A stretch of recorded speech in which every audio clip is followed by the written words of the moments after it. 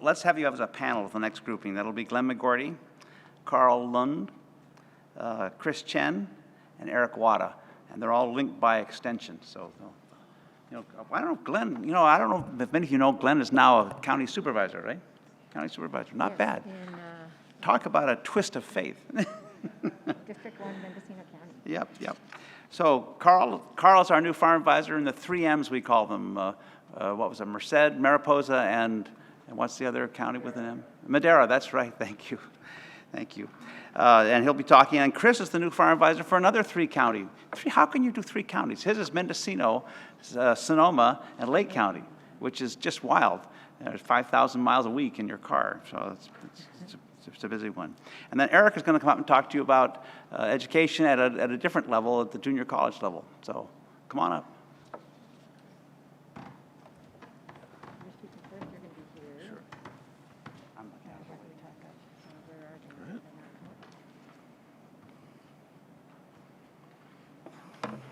Sure.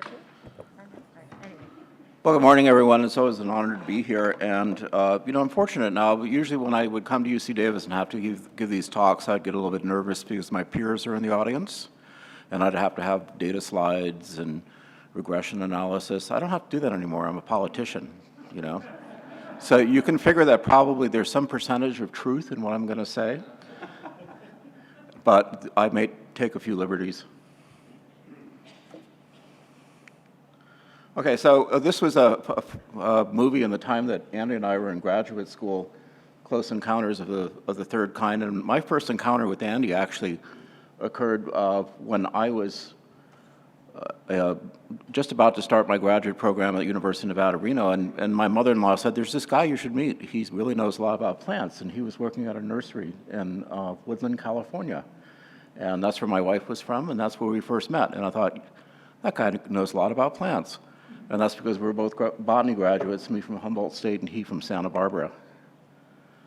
So 16 years goes by, and a lot happens. So I graduate from Nevada, Reno, do a tour of duty as a cooperative extension person in Las Vegas, Nevada, working on landscape horticulture, and then I teach at Cal Poly. All right, Gene, you're not the only one. I was lecturer in the Department of Environmental Horticulture, and then I got hired to Cooperative Extension in 1987 to be the plant scientist, weed scientist, not that kind of weed, like weedy weeds, and also the first sustainable and organic advisor in the UC system. So I wasn't working with grapes, but a fork in my career, and what happened was that 2 people retired, our livestock range advisor and our pear and grape advisor, and the county director said, you have to take one of the positions. Which one do you want? So you can see it was an easy choice. Although that's a lot of my constituents look like the guy on the top. So in the movie Close Encounters, the spaceship comes back and it has all these people that kind of disappeared and then they were reunited. And that's kind of what happened with me and Andy. So we'd met in 1975 or 76, I'm not sure what, but I become the viticulture advisor, and I start to attend work group events, and Andy's always there. That's one of the things about Andy. He's kind of like the guy who can spin plates and walk and chew gum at the same time. He's really an amazingly active person and very, very loyal to helping and assisting his UC farm advisors. And he's always smiling and cheerful, and he's got a smile on his face right now. So I'm not lying, that's true. And we're both plant nerds, and one of the things that Andy does, maybe you don't know, is that he grows orchids, and he's got a little orchid greenhouse at his house, which he's amazing. I mean, I don't know how he can be busy all day and still keep plants alive. It's very, very difficult, and then orchids aren't exactly easy, so his talents are many. He's also a musician, I believe, plays the banjo. So I play 12-string and bass, so my musical heroes are really kind of eclectic, so I like Leo Kottke and John Fahey on 12-string, and then Stanley Clark and Jaco Pastorius on jazz bass, so we're both musicians, I guess is what I'm trying to say. And have brain will travel, so we find that there was many, many trips to Mendocino County for different reasons. He'd speak, he'd go looking for things, especially phylloxera was interesting because Mendocino got hit with phylloxera B like everybody else, but our vines didn't immediately collapse. It's because we had a lot of organic farming going on. And Jeff Granat is here today too, and that was another project that we collectively worked on to try to figure out why did those plants survive when everything else died like instantly in Sonoma and Napa County. And that took us to Australia to also look at what was going on there in some of their phylloxera areas. So that was really a neat project. But Andy was always helpful. He was a favorite speaker. As it was said before, he could adjust his tone depending upon who the audience was, and that's what they liked. And he was famous for turn and burn. He'd show up 5 minutes before a talk, give the talk, and be gone. It was like, who was that masked man? So Andy inadvertently, with a sense of humor, sometimes really gets people upset. And in the early 1990s, our ag commissioner got really upset because he was at a meeting, it was after Andy's talk on phylloxera, and he was talking with the grower, and he said, we don't really know how these things move around. It probably comes from like Glenn coming to visit your vineyard.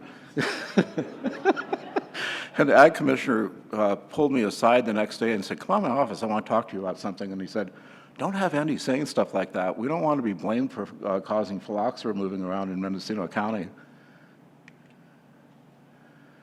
So always helpful field advice. So I could always count on Andy to help work with us when we had an issue. And sometimes I'd just be flummoxed. I couldn't figure out what was going on. I'd send samples to him. And one of them was bud mites. So this grower had a vineyard that was showing really strange-looking leaves. And he talked to his PCA and he said, oh my God, it's got fan leaf. And there was never any history of fan leaf in that vineyard. And fan leaf doesn't come in on new nursery stocks. I said, I don't think it's fan leaf.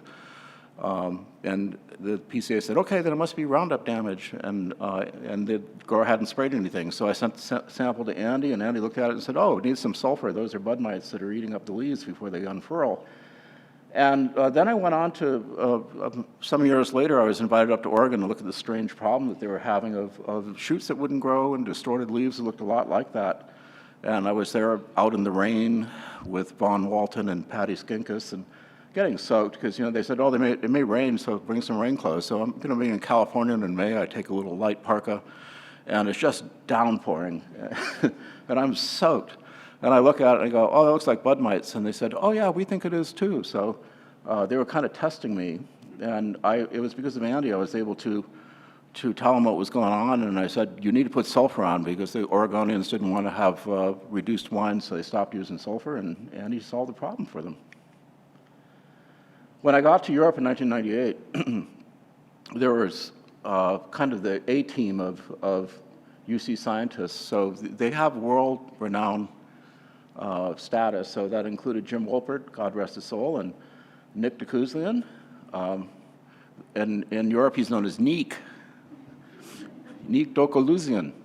And there he is kind of grooving out in one of his agro-industrial vineyards down in Lost Hills or Berenda Mesa or someplace where Nick commonly goes to commune with nature.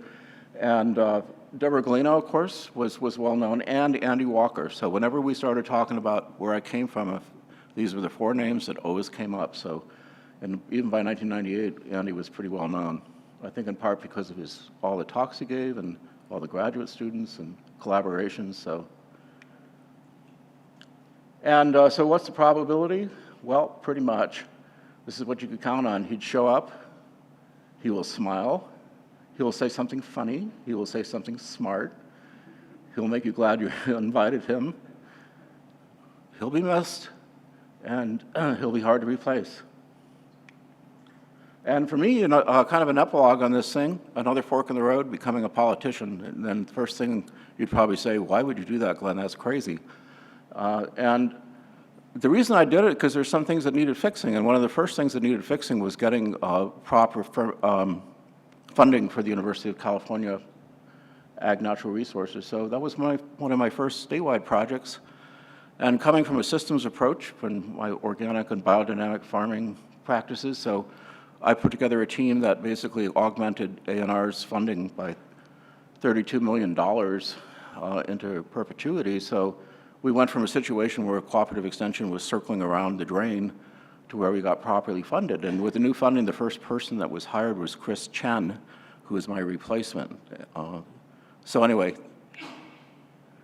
good luck, Andy. And this was the poster that was also out there from Close Encounters is we are not alone, and I want you to remember that. You got a lot of friends out in the world. Thank you very much.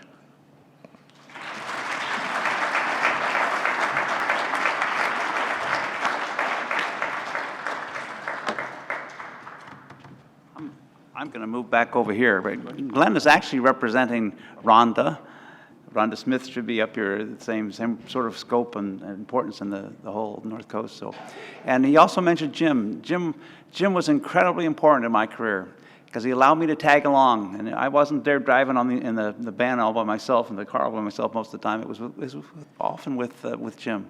And he was an amazing influence. Again, someone who had incredible people skills, maybe not the best research skills again, but incredible people skills, and was able to really bring people together and work on things.